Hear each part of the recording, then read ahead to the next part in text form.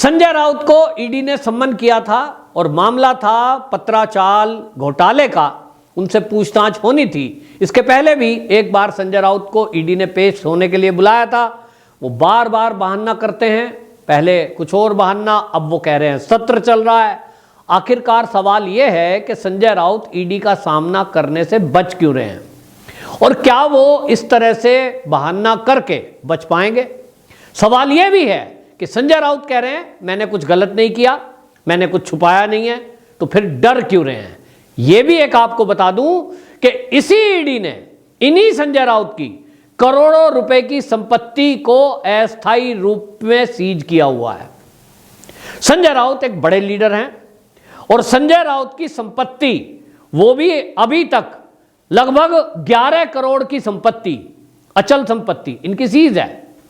तो क्या कोई इतना बड़ा लीडर जो एक पार्टी का प्रवक्ता हो और सारा कुछ सर्वे सर्वा हमें शिवसेना के वही दिखाई देते हैं, तो अगर ईडी उनकी संपत्ति जो कि 11 करोड़ के ऊपर है उसको सीज करती है और संजय राउत उसमें मौन रहते हैं, अभी तक तो सुप्रीम कोर्ट आ जाना चाहिए था कि साहब मेरी तो कोई गलती है नहीं, मैंने कोई घपला किया नहीं, मैंने कोई घोटाला किया नहीं, ईडी ने मेरी संपत्ति सीज क्यों की। इतने बड़े लीडर, उनके पास तो पैसे भी हैं, उनके पास कपिल सिब्बल, अभिषेक मनु सिंघवी जैसे वकील भी हैं, अभी तक सुप्रीम कोर्ट में उन अधिकारियों को खड़ा कर देना चाहिए था, ईडी वालों को। आप दुनिया में कोई भी आदमी, क्या आपको ऐसा मिलेगा कि जिसका करोड़ तो 11 करोड़ तो छोड़ो, अगर कोई मेरे 10,000 रुपए भी कोई अधिकारी बैंक में सीज कर दे या ले ले और मेरी गलती है नहीं, मैं तो 10,000 पे हल्ला कर दूंगा भाई कि मेरे 10,000 रुपए इस अधिकारी ने क्यों लिए, क्यों सीज किए जब मेरी गलती नहीं है, अगर मैं ठीक हूं तो। लेकिन वो एक कहावत है, चोर की दाढ़ी में तिनका। तो ईडी के सूत्र कहते हैं कि भाई हमारे प्रश्नों का उत्तर दे दें, जो हमने संपत्ति का ब्यौरा मांगा है इसका विवरण दे दें, इसका विवरण दे दें, हमारे प्रश्नों का उत्तर मिल जाएगा, बात खत्म हो जाएगी। घोटाले की जांच कर रहे हैं और ईडी के पास अभी तक जो सबूत हाथ मिले हैं उसमें पता लग रहा है कि संजय राउत जी का भी कुछ ना कुछ हाथ है। वो कितना हाथ है ये जांच के बाद पता लगेगा, लेकिन प्रथम दृष्टया अभी तक जो ईडी की जांच हुई है पत्राचाल घोटाले में, इसमें एक बैंक है जो बैंक का घोटाला है और यह माना जा रहा है कि भारत के इतिहास में अभी तक का सबसे बड़ा घोटाला है, 43,000 करोड़ रुपए का अभी तक का सबसे बड़ा घोटाला माना जा रहा है पीएमसी बैंक घोटाला। और ये 43,000 करोड़ रुपए का घोटाला जो है, इसी के तार जुड़े हुए दिखाई दे रहे हैं और वो दिखाई दे रहे हैं HDIL, housing development infrastructure limited की जो कंपनी है, ये HDIL, इसने पैसे लिए पीएमसी बैंक से और पीएमसी बैंक से पैसे लेकर HDIL ने, हाउसिंग डेवलपमेंट इंफ्रास्ट्रक्चर ने, ये पैसे किसको दिए? ये पैसे दिए प्रवीण राउत जो कि संजय राउत के मित्र हैं और एक कंपनी के डायरेक्टर हैं और उस कंपनी का नाम है गुरु आशीष कंस्ट्रक्शन कंपनी। खेल समझिए, पीएमसी का बैंक घोटाला होता है, उस घोटाले में करोड़ों रुपए का हेर फेर होता है।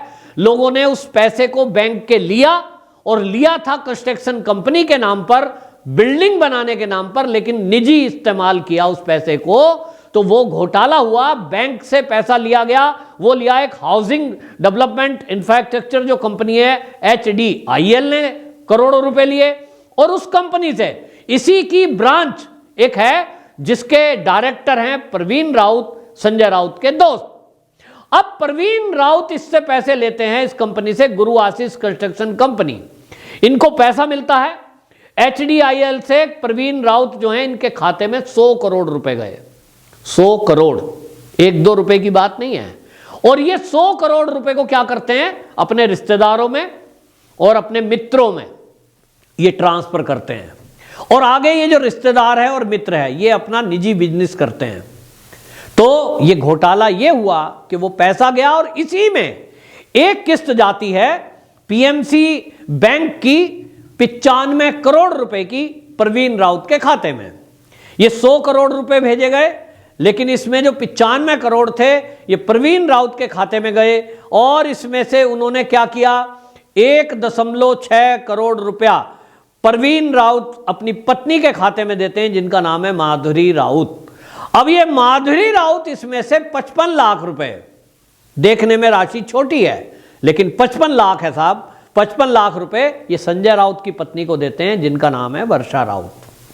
अब आप तार समझिए, घोटाला अगर किसी बैंक ने किया है, अब तक का भारत का सबसे बड़ा घोटाला बताया जा रहा है पीएमसी बैंक घोटाला।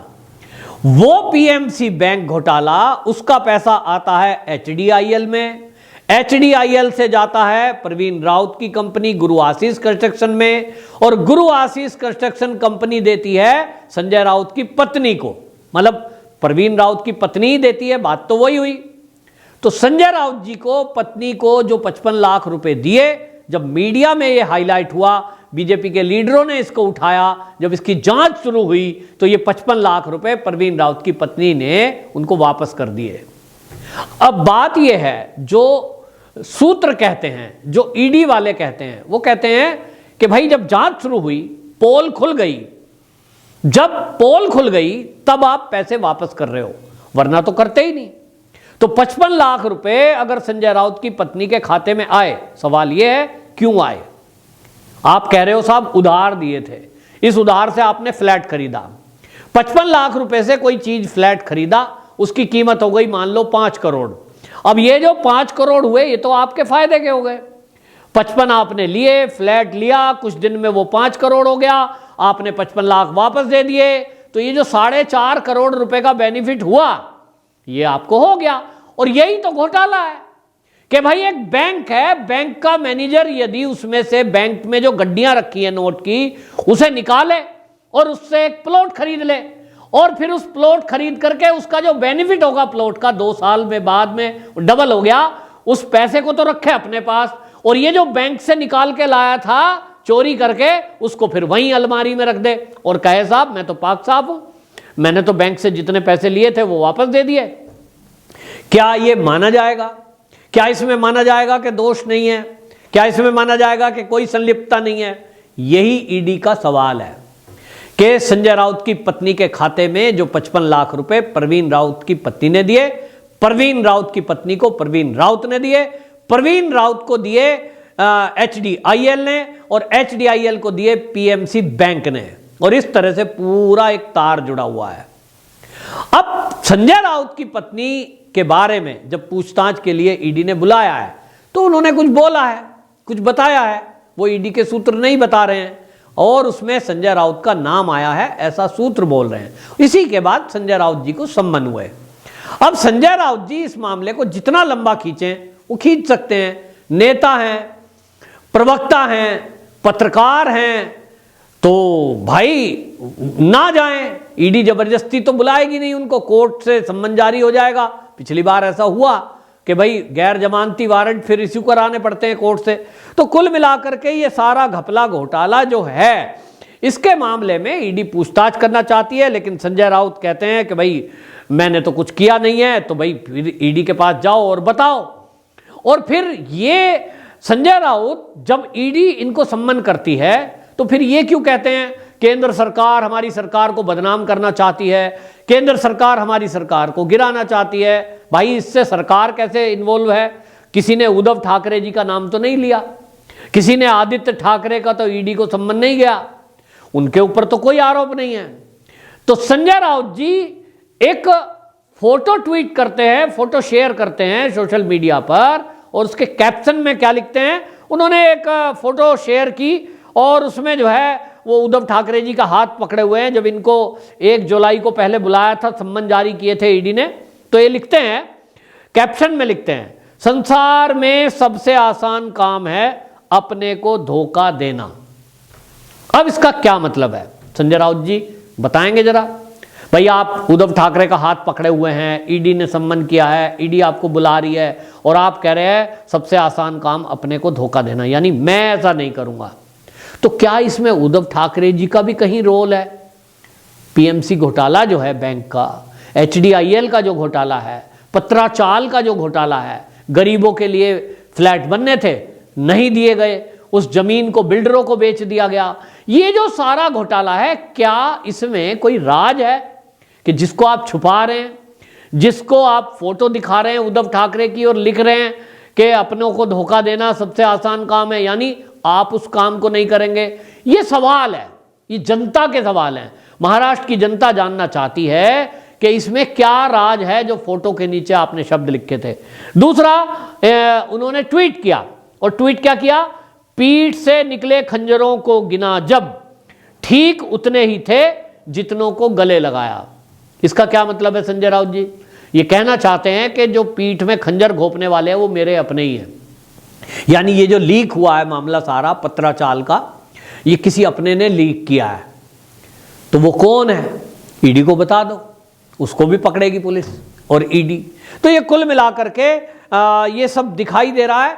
और एक बार फिर से ये कहा जा सकता है कि संजय राउत जी बेशक सांसद हैं, उनको ये छूट है, उसके लिए लोकसभा स्पीकर से परमिशन लेनी होती है, और ईडी शायद जल्दबाजी में नहीं है। उनको लगता है कि चलो सत्र है, अभी नहीं तो फिर आगे सही, और फिर दोबारा बुला लिया जाएगा उनको।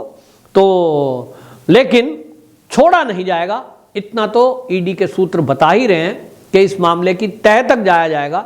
आखिरकार जनता की गाढ़ी कमाई का पैसा किन्हीं लोगों ने लूटा है। महाराष्ट्र में बैंक में सबसे बड़ा घोटाला हुआ है, और पत्राचाल, जो गरीब लोग हैं उनकी बद्दुआ लोगों को लग रही है। तो ये नेता कितने ही बड़े क्यों ना हो, गरीबों की बद्दुआ लगने वाले लोग, जिन्होंने गरीबों के नाम की जमीन बेच खाई और अमीर बन गए, करोड़ों रुपया हड़प लिया, आखिरकार गरीबों की बद्दुआ लगेगी तो कैसे हजम कर पाएंगे? ये बड़ा सवाल है। संजय राउत भी, अगर, मैं अगर कह रहा हूं क्योंकि कोर्ट और ईडी तय करेगी वो दोषी है कि नहीं, अगर वो दोषी हैं तो निश्चित रूप से जेल की सलाखों के पीछे जाएंगे, कोई बचा नहीं सकता। वंदे मातरम।